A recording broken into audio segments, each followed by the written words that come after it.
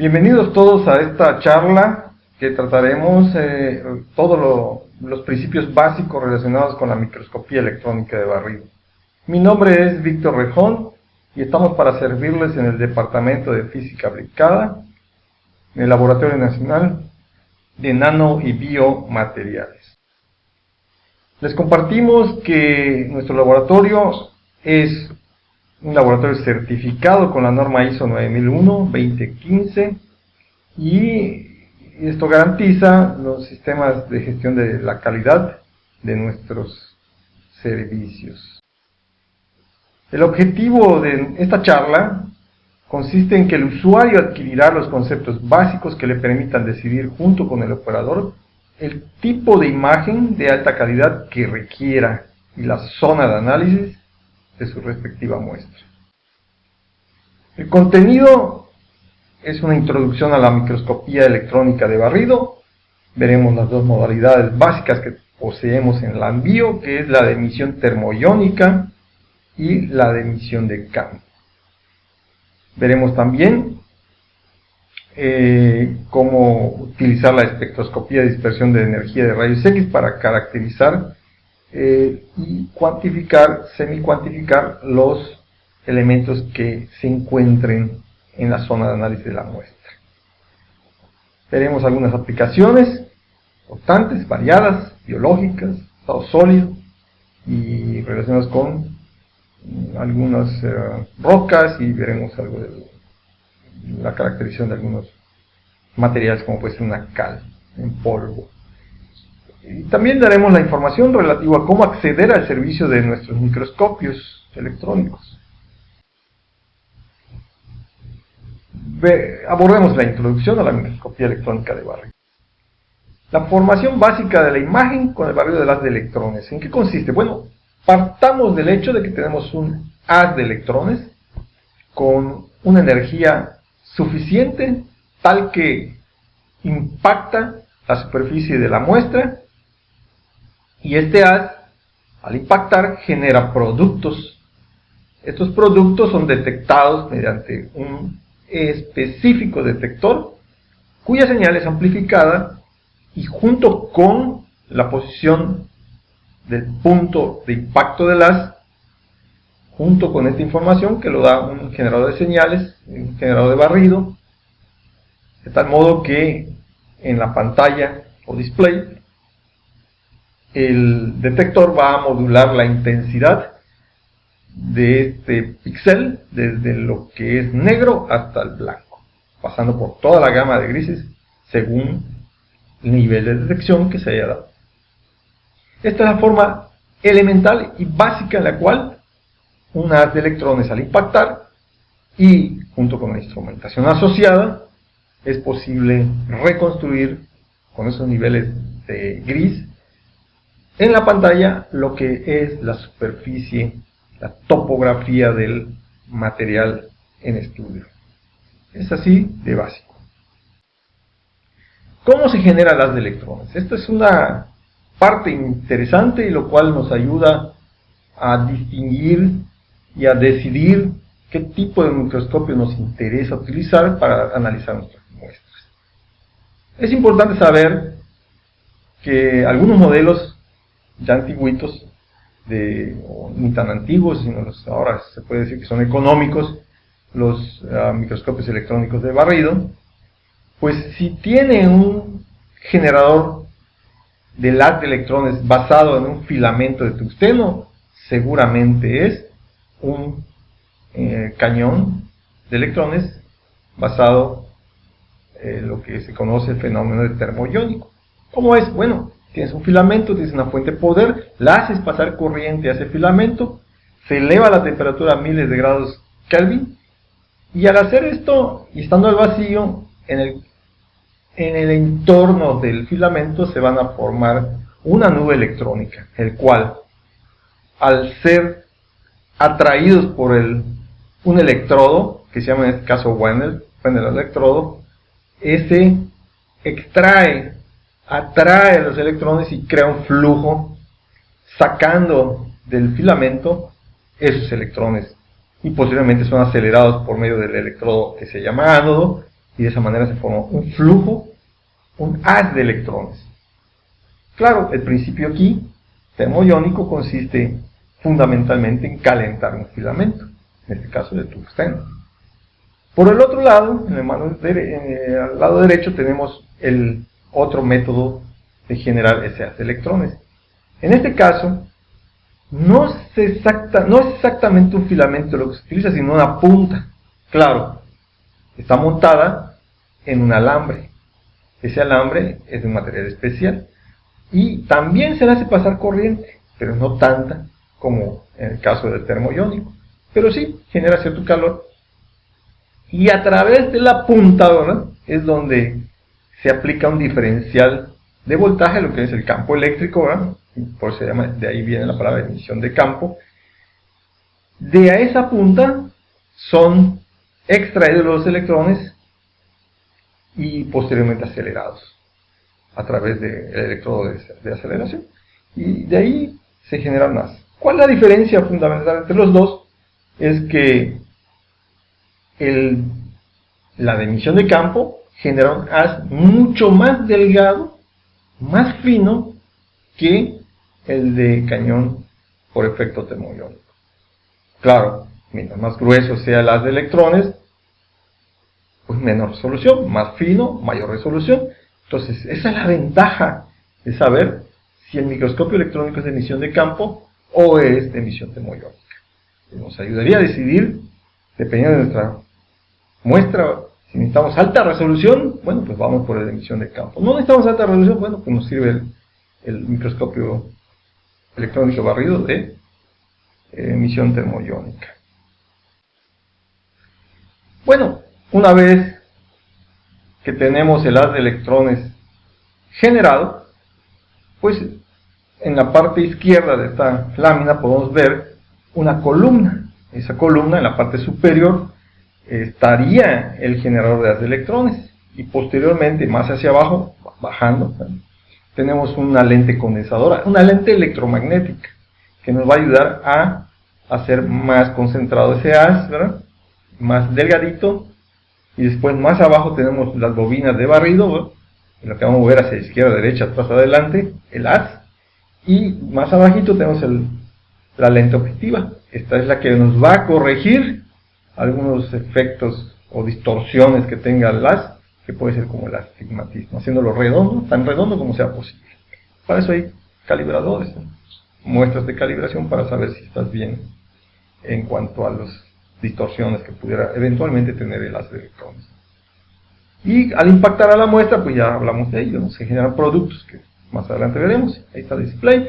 Al lado derecho tenemos otra columna, una columna ya con sus artefactos mecánicos, de los cuales, bueno, no hablaremos, no es relevante para esto, pero bueno, tenemos ahí partes mecánicas que ayudan a alinear el haz de electrones con el impacto, donde se estaría impactando, que es la muestra respectiva.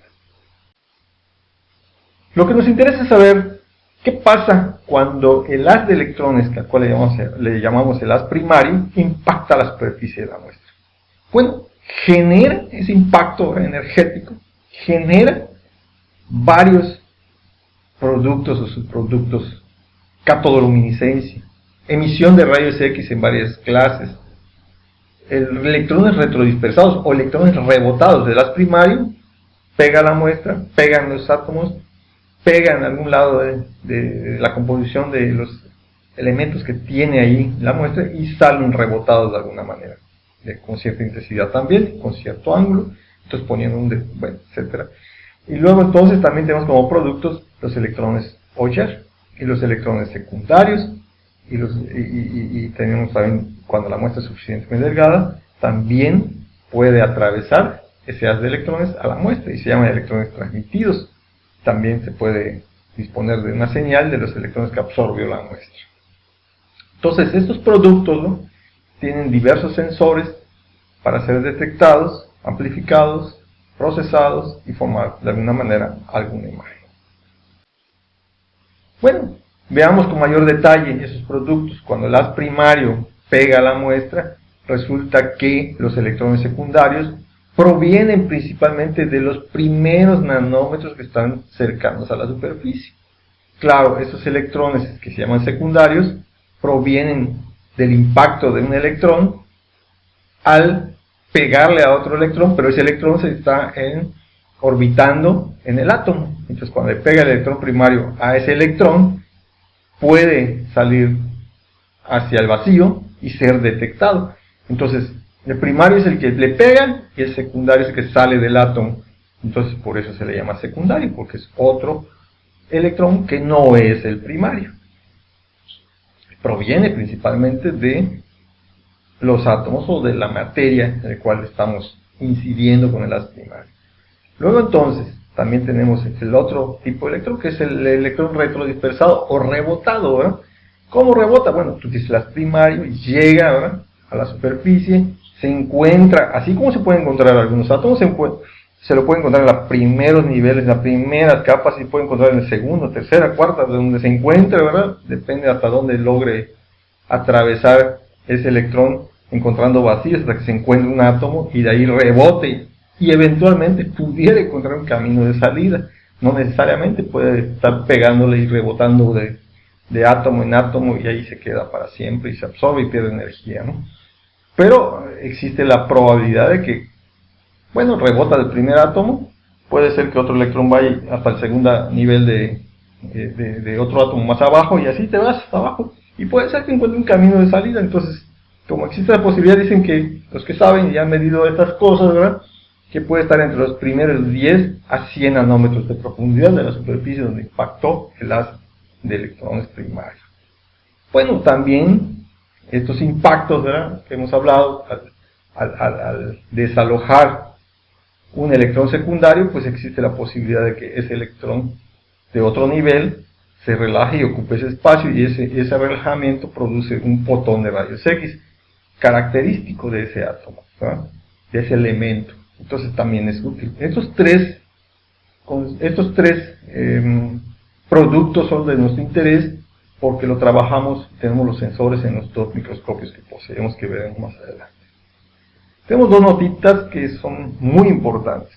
Nótese que los electrones secundarios detectados provienen de los primeros nanómetros debajo de la superficie. Tiene la ventaja de que permite obtener mayores detalles de la topografía de la superficie. Es decir, en un microscopio de emisión de campo podemos tener imágenes de muy alta resolución.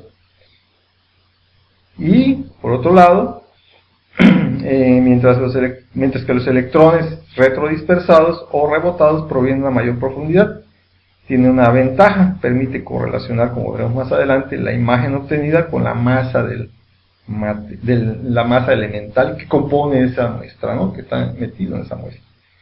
Pero tiene la desventaja de que no es de alta resolución. Bueno, hablábamos aquí de que podemos tener dos tipos de electrones: el haz primario, que produce electrones retrodispersados, y también se producen los electrones secundarios. Los secundarios, como podemos ver en el eje horizontal, están en la región de baja energía, y los rebotados están en la región de alta energía y son menores, en menor área bajo la curva. Es decir, para que nosotros detectemos los electrones secundarios, necesitamos un detector, pues, de electrones de baja energía, y si queremos detectar electrones retrodispersados, necesitamos un detector de electrones de alta energía. Eso ya sería la ciencia de los detectores. Aquí tenemos nuestros microscopios de nuestros laboratorios, del LAMBIO. El de la izquierda es el JEOL JSM 7600F y es de emisión de campo. Es un microscopio de alta resolución, es nuestro microscopio estrella. Por la derecha tenemos el XL30 de la Philips, y que funciona por medio de la emisión termoiónica para generar el haz de electrones. No es de alta resolución, pero es muy bueno para ciertas aplicaciones. ¿Qué especificaciones tiene nuestro microscopio favorito, el JEOL? Bueno, esencialmente en la parte superior, donde dice Secondary Electron Resolution, lo que podemos ver es que a 15 kilovoltios típicamente podemos tener un nanómetro de resolución. A 1 kilovoltio, ¿verdad?, que se llama el modo Gentle Beam, podemos tener 1.5 nanómetros. No es mucha la diferencia, pero La gran ventaja es que algunas muestras que son muy susceptibles a cargarse eléctricamente, pues este modo favorece a un mejor análisis y a una mejor imagen. Cuando sea necesario y la muestra esté cargando mucho, ustedes pueden decirle al operador, bueno, ¿por qué no intentamos con el modo Gentle-Pin? Y el operador puede tomar su idea. También tenemos que a 30 kilovoltios se puede analizar pues se pueden obtener imágenes por transmisión de electrónica, la transmisión de electrones. Claro, lleva unas preparaciones especiales a muestra para muestras muy delgadas. Las magnificaciones, cuando estamos en baja magnificación, esa es una modalidad de ese microscopio, tú puedes tener magnificaciones desde 25x, puede ser que la muestra sea demasiado grande, ¿no? Pues magnificas poco, pero también puedes en esa modalidad llegar a tener con un buen manejo del microscopio hasta 19.000 veces la amplificación de la imagen. Y también en modo de alta magnificación y de alta resolución tú puedes tener desde 100, o sea, si tú quieres ir a menos de 100, pues aquí ya no es posible, y puedes obtener en un buen manejo de la muestra y buena preparación de la muestra hasta 1.000.000 de veces la amplificación de la magnificación. Bueno, ¿qué se recomienda de tamaño de muestra? Aquí te dan muestra un tamaño bastante generoso, pero yo recomiendo, ¿verdad?, que su muestra sea más o menos de 1 pulgada por 1 pulgada y cuando mucho de 1 centímetro de espesor, cuando mucho. Y eso lo hace manejable, podemos montarlo en nuestros sistemas, cuidando que la muestra, ¿verdad?, por la parte de abajo, sea lo más plano posible para que pueda ser adherido con los pacientes especiales en los accesorios que tenemos para introducir a la muestra. El rango de voltaje pues ya va desde 100 voltios hasta 30 kilovoltios, pero bueno, lo usual es 15 kilovoltios. Nos interesa también hablar un poquito, ¿no?, de los detectores estándar. Está el que se dice ahí, el SEI, el detector SEI, como su nombre ahí lo dice, es In-Length Secondary Electrons Detector. ¿Qué quiere decir esto In-Length? In-Length quiere decir que de la columna, ¿verdad?, de la que vimos hace un ratito, tenemos dos lentes, el objetivo y el condensador. El objetivo es el que está más cerca de la muestra. Entonces, el detector está dentro, concéntrico, dentro de las lentes. Ahí está. Y está genial porque está prácticamente normal al impacto. Entonces, tú estás viendo prácticamente con este detector 6, básicamente viendo que la señal que se genera desde arriba, ¿verdad?, de una manera que impacta el haz de electrones en la muestra. Y el otro que se llama LEI, Below the Lens, esto básicamente es un detector de electrones secundarios también, pero está fuera de la columna, ligeramente abajo. Entonces a ese detector le llamamos el LEI. Y da una sensación, ¿verdad?, cuando este detector, como está fuera de la columna, está en perspectiva, ya no está arriba como concéntrico como es el detector 6, sino que está como si fuera un pseudo 3D. Esa sensación da este tipo de detector. Luego está el LABE, el que nosotros aquí típicamente le llamamos LABE, que es un Low Angle Backscatter Electron Detector.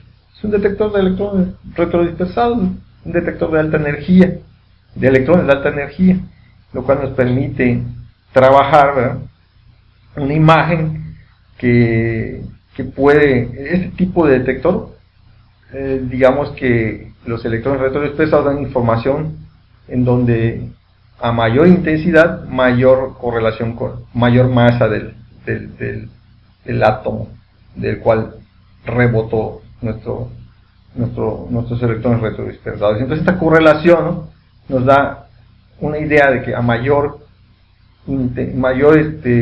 clara sea o sea, mientras más oscuro sea la imagen, más ligero es el elemento en el cual, como el carbón, por ejemplo, ¿no? Más pesado el elemento, como por ejemplo el oro, paladio y otros, plomo, y están con una masa pesada, pues es más brillante. Es la interpretación básica que veremos más adelante, el detalle. Los accesorios que necesitamos utilizar son cilindros, generalmente en la parte izquierda, ¿no?, vemos 2 cilindros. Esos cilindros son aproximadamente 1 centímetro de diámetro. Entonces lo que utilizamos aquí esencialmente es una cinta adherible conductiva, ¿no?, para pegar las muestras literalmente sobre el cilindro. Claro, puede ser la muestra sobredimensionada, no hay ningún problema. Por ejemplo, si estos cilindros miden 1 centímetro aproximadamente de diámetro, la muestra de 1 pulgada por 1 pulgada también se puede pegar, no hay ningún problema. Es posible, lo veremos más adelante. Y accesorios, y esos accesorios que se ven a mano derecha son para montar el cilindro, ¿verdad?, en el cual tiene la muestra, para que uno manipule y pueda meterlo dentro de la columna, debajo de la columna del microscopio. Son accesorios que opera normalmente el encargado del análisis y de la operación del microscopio. En la parte izquierda podemos ver muestras que son películas delgadas depositadas sobre vidrio. Y en la mano derecha podemos ver cómo ya fueron montados esas muestras en un cilindro, en los cilindros respectivos, en este caso de aluminio, y esos cilindros a su vez están montados en un accesorio en el cual va a ser introducido en bloque con todos esos 6 cilindros de aluminio al microscopio. Este es otro tipo de muestra. El montaje, bueno, tiene cinta, ¿verdad?, arriba de la superficie de esos cilindritos, tienen cinta de doble cara, que permite, en este caso, incluso utilizar polvo sobre ellos, ¿no? Se sprea de polvo, se le impregna de los polvos que se van a analizar, y esos cilindritos a su vez son montados y agrupados en los accesorios que serán utilizados para meterlos debajo de la columna del microscopio. Esta es la manera, ¿no? Una vez que están agrupados, se abre la compuerta de la cámara de introducción de la muestra, se inserta el bloque que contiene los cilindros, se cierra la tapa. Una vez que ese cilindro o ese accesorio esté dentro, ¿verdad?, va a parar sobre esta platina, y esta platina permite hacer todos estos movimientos que ahí están: rotación, movimiento hacia arriba, hacia abajo, vertical, horizontal en el plano X, horizontal en el plano Y, y también un meneo, ¿verdad?, una especie de meneo que permite igual ver algunos ángulos o algunos detalles de la muestra si fuera necesario hacer este tipo de movimientos. El movimiento vertical es para ubicarlo en el punto focal óptico o electroóptico, ¿verdad?, del microscopio. Cuando uno trabaja en el microscopio, normalmente va a una pantalla como esta. No vamos a ver los detalles, pero bueno, esto permite muchas cosas, desde tomar la foto, presentar la imagen, podemos escoger el voltaje, podemos escoger el tipo de sensor, podemos meter o sacar un detector, que es el detector LAVE, y una serie de cosas que el operador es el responsable de estarle moviendo, y el usuario observar. Bueno, vale la pena recordar que nosotros estamos trabajando con un haz de electrones. Al impactar a una materia, si esta materia es eléctricamente conductora, pues no hay ningún problema, como los metales, ¿no? Le pega el haz, se producen los productos de interés en los cuales queremos detectar, no hay ningún problema. El impacto del haz de electrones, pues como es metal, pues lo que haya absorbido, pues rápidamente fluye hacia tierra, en este caso. Pero ¿qué pasa cuando el material no es conductora o es muy pobre en su conducción eléctrica? Bueno, el haz de electrones va a llegar, impacta, produce los fenómenos de que hablamos, pero lo que ha impactado ahí no fluye. Y entonces se va a ir cargando, ¿verdad?, eléctricamente la materia hasta que termina dañándose, o dañándose otro elemento que esté dentro del microscopio, como puede ser un sensor, porque eventualmente va a acumular potencial cada vez más, hasta que salta por medio de una chispa hacia algún lado, y puede causar un daño importante. Entonces, ¿qué se hace? Además no podemos ver la imagen, ¿no? ¿Qué se hace? Se hace un truco. Se hace un truco. Es decir, si la muestra es semi-aislante o aislante, nosotros tenemos un equipo que se llama sputtering y hace recubrimientos metálicos, y le tiramos un tantito de metal a la superficie de nuestra muestra, que es eléctricamente aislante, y con esto, ¿verdad?, que es muy, pero muy poco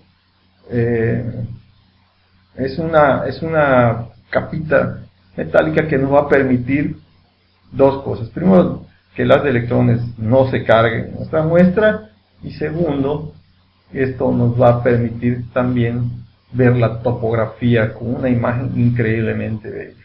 Entonces, es un truco que se recomienda utilizar para cuando la muestra es semejante, por un lado. Entonces es el instrumento que vemos aquí con un cilindro metálico, es el de la derecha de esta foto. Y al fondo, a la izquierda, podemos ver otro aparato. Este equipo se llama secado de punto crítico y sirve para procesar aquellas muestras que son biológicas, que tienen líquidos, ¿verdad? Normalmente como agua. Entonces, a través de un proceso que se llama secado de punto crítico, se pueden preparar muestras biológicas de tal manera que no pierdan la forma, ¿verdad?, que supuestamente tienen, que no se colapse, porque acuérdense que las muestras entran al vacío, y posterior a este proceso de secado de punto crítico se metaliza también, y podemos ver también mediante microscopía electrónica muestras biológicas.